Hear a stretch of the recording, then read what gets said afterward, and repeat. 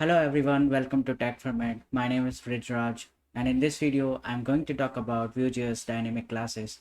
So let's get started. Here I have created Vue instance. This is my Vue instance and we have a data and we can print the data with the help of double curly braces. And I have created a style having a two class, red title and the green title. So let's create or implement how we can use dynamic class as a concept in Vue.js. So I'll create a variable. Let's say my variable name is a and the value is 5. Okay, so we want to apply the title class here, like if the value of a is more than 5, so we can apply the green title, or less than value we can apply this particular class. So here we can write, we just need to use colon symbol and the class.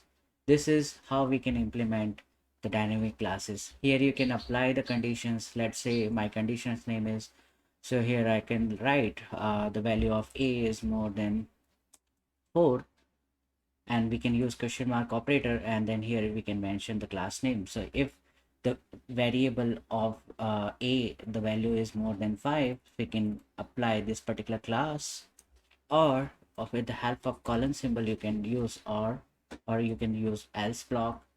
Here you can mention the red title class. So when I will save the page, so here we are getting this particular response because the title is green color, just because of the value of a is more than 4.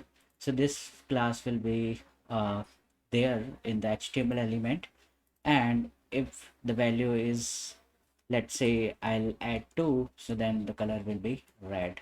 So this is how we can implement the dynamic classes as a concept in Vue.js.